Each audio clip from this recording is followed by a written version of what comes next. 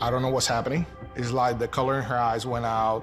My brain was bombarding me with, what if she dies? I love my wife very much. What am I gonna do if she's gone? June 2nd, 2021.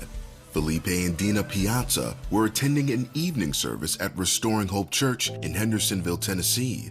This was only their second visit to the church, and while they were enjoying the worship music, Dina began to feel ill.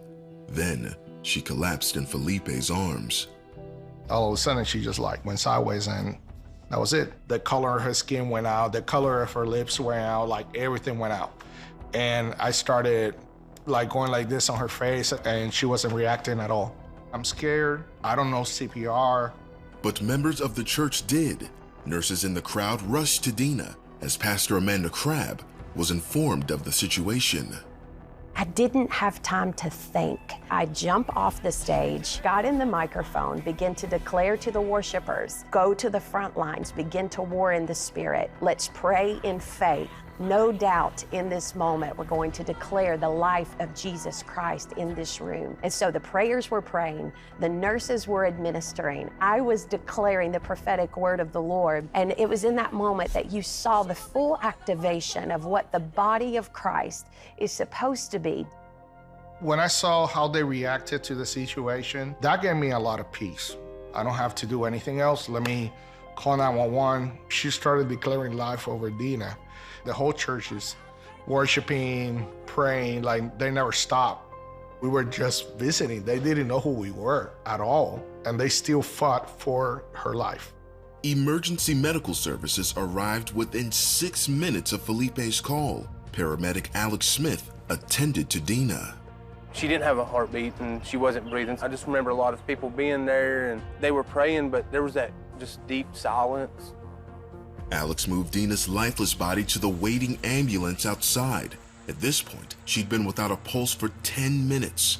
After several failed attempts to shock her heart back into rhythm, Alex gave it one more try. Miraculously, this time it worked.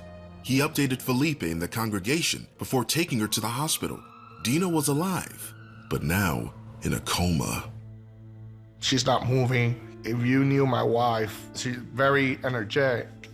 So at that moment, she's just laying there. It was pretty rough. I mean, she means the world to me. It was found that Dina had a blockage in her heart that caused a cardiac arrest.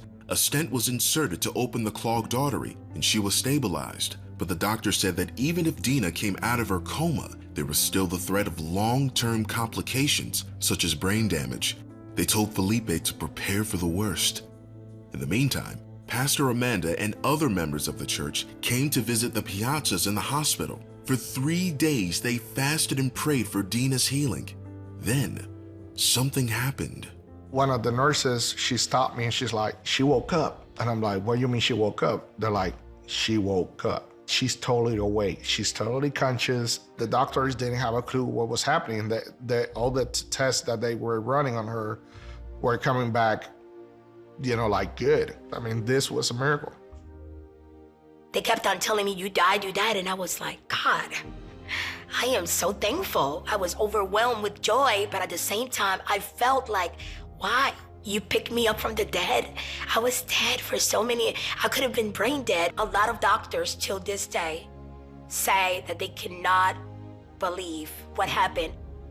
Within a week, she was given a clean bill of health and released from the hospital to reunite with Felipe and their son Christian. She's had no lingering complications since. Those who witnessed her survival give all the credit to God. Knowing the diagnosis she had that is very unique. 7 days later, she walked out of the hospital like nothing was ever wrong.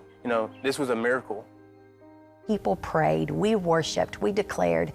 God was the center point of this whole night. It was the body coming together, functioning according to where we had been commissioned and granted in our level of ability. And by faith, we saw a miracle that day.